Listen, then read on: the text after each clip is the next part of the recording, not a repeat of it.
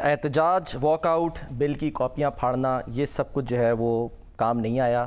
شامی صاحب، پنجاب اسمبلی نے ہتک عزت قانون بل جو ہے وہ پاس کر لیا. ٹھیک ہے، چلو مبارک ہو. پنجاب اسمبلی کو مبارک ہو، ملک احمد خان صاحب کو مبارک ہو، عظمہ بخاری صاحبہ کو مبارک ہو، اور مریم بی بی کو بھی مبارک ہو. اب ہم کیا کہہ سکتے ہیں؟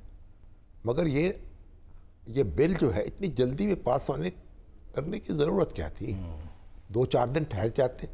سارے میڈیا کے لوگ کہہ رہے تھے بھائی آپ مشاورت کا سلسلہ جو ہے اس کو ذرا دراز کر دیں، 2-4 دن ٹھہر جائیں. کیا ایمرجنسی کیا ہے؟ کیا آپ نے قیامت ڈھا دینی ہے؟ کون سے مقدمے قائم کر لینے ہیں؟ کون سے کشتوں پہ پشتے لگا دینے ہیں؟ بھائی اس بل میں بہت کچھ ہے، اس میں تضادات ہیں. وفاق کی جورسڈکشن ہے، صوبے کی ہے، اس پہ بڑا غور و خوض کرنے کی ضرورت ہے. اور پھر اس میں جو ٹریبونل بنائے جائیں گے وہ تو ایک عدالتی ٹریبونل ہوں گے ہی نہیں، وہ انتظامی ٹریبونل ہوں گے. عدالتی تو سر اس صورت میں ہوں گے کہ اگر کسی آئینی عہدے پر موجود شخص کے خلاف اگر کوئی ہتک ہوتی ہے. وہ ٹریبونلز جو قیام ہوگا نا، حکومت کا وہ ٹریبونلز قائم کرے گی اور پھر اس کے بعد ان کی کارروائی جو ہے ان کو بھی مانیٹر کرے گی. تو مطلب وہ جو ٹریبونلز ہیں، اگر یہ معاملات عدالتوں کے پاس ہونے چاہیے، سیشن کورٹس موجود ہیں.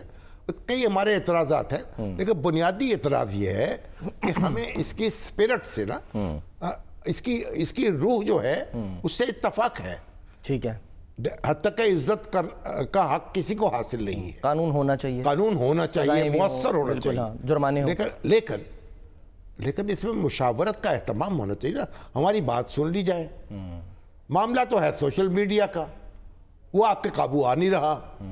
تو اب یہ اتنی جلد بازی میں اچھی بات نہیں ہے، یہ جمہوریت کا حسن نہیں ہے. یہ تھوڑا سا 2-4 دن اور رک جاتے تو پتہ نہیں ہماری وزیر اعلیٰ نے کیوں جلدی کی. ہم تو کچھ نہیں کہہ سکتے، بار اچھا نہیں ہوا اور جو کچھ ہوا ہے. اب یہ ہمارے جو میڈیا تنظیمیں ہیں وہ احتجاج کرتی رہیں گی، کوئی جلوس نکال لیں گی، جلسے کریں گی. مطلب ایک خام خواہ کا ایک موضوع مل گیا نا. تو کیا اس کی ضرورت کیا تھی؟ اور سر اپوزیشن کیونکہ آج جو ہیں وہ مل کر آئے اڈیالہ جیل میں، بیرسٹر صاحب بھی، خان صاحب کو بھی پسند نہیں آیا. بالکل ظاہر ہے. اور انہوں نے کہا یہاں جو ہم لوگ ان سے قائد حزب اختلاف سے بھی، ملک احمد خان بچر صاحب سے، اور انہوں نے بھی کہا، پھر دوسرے جو پی ٹی آئی کے لوگ موجود تھے کہ ہم تو اس کی بھرپور مخالفت کریں گے.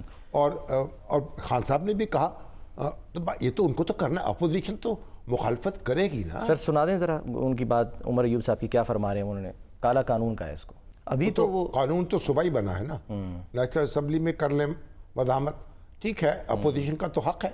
لیکن مسئلہ یہ ہے کہ ہم یہ سمجھنے سے قاصر ہے کہ میڈیا پرسن کے طور پر کہ 2-4 دن ٹھہر جاتے، مشاورت کا سلسلہ دراز کر لیتے، بات سن لیتے تو کیا مذائقہ تھا اس میں. بہرحال اب جو کھائے، کیا کہتے ہیں پنجابی میں محاورہ، جنہوں نے کھا دیا گاجرا انہوں نے ٹیڑھ پیڑ. اب جو جلد بازی کریں گے تو اس کا نتیجہ بھی خود ہی بھگتیں گے. میں ایک چیز پوچھنا چاہ رہا ہوں آپ سے، یہ نہیں سمجھ میں آتا کہ یہ اپوزیشن میں ہی جب ہوتے ہیں تبھی ان کو خیال کیوں آتا ہے؟ وہ تو بات کی باتیں نا، ہم اس فلسفے میں نہیں جاتے. اچھا، اپوزیشن میں ہوں تو اور ہوتے ہیں، گورنمنٹ میں ہوں تو اور ہوتے ہیں، لیکن نہیں. اوہ بھائی، حتیٰ کہ عزت کا جو قانون ہے نا وہ تو ہونا چاہیے مؤثر، اس میں تو کوئی شبہ نہیں. لیکن کیسے ہوگا مؤثر، کس طرح کا قانون ہوگا، کیسے مؤثر ہوگا، اس میں تو رائے لینی چاہیے نا.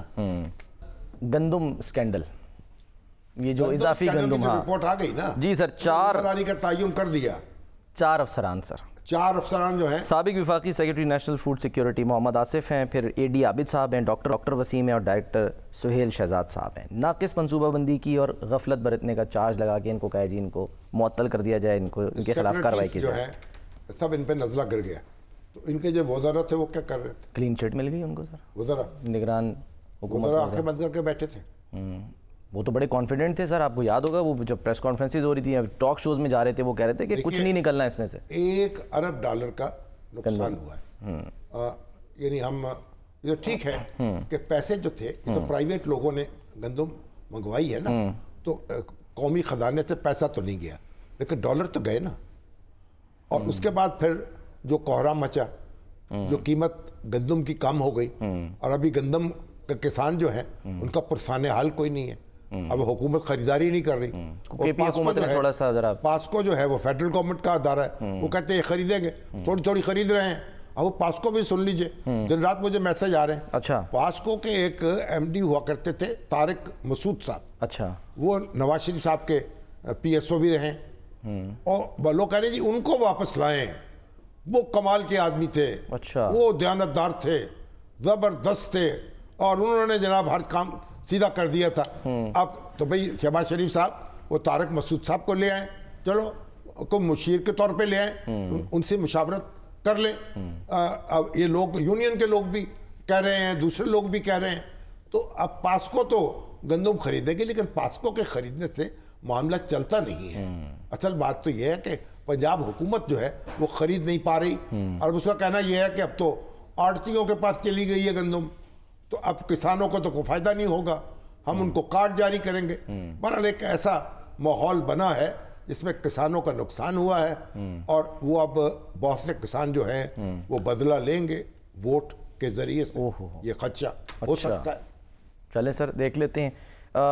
منٹ سر, میں اگر آپ اجازت دیں, پی ایس سی کے چیئرمین کا سر ابھی تک فیصلہ نہیں ہو, اتفاق نہیں ہو سکا. پی ایس سی کے چیئرمین جو ہیں کہہ رہے پہلی دفعہ شاید ووٹنگ ہوگی, ان کو تو بنایا نہیں انہوں نے. خان صاحب نے بھی نام لے لیا واپس. جی, شیخ وقاص اکرم صاحب آیا تھا. پھر وقاص اکرم صاحب, وقاص اکرم صاحب بھی ماشاءاللہ ایک یعنی ایک مجاہد آدمی ہیں, تو ان کو بھی میرے خیال وہ بھی قبول نہیں سر حکمران جماعت کو. ہاں جی, وہ کہہ رہے شاید اب کوئی افہام و تفہیم ان میں ہو جائے تو اچھی بات ہے, اور اپوزیشن ہی سے ہونا چاہیے.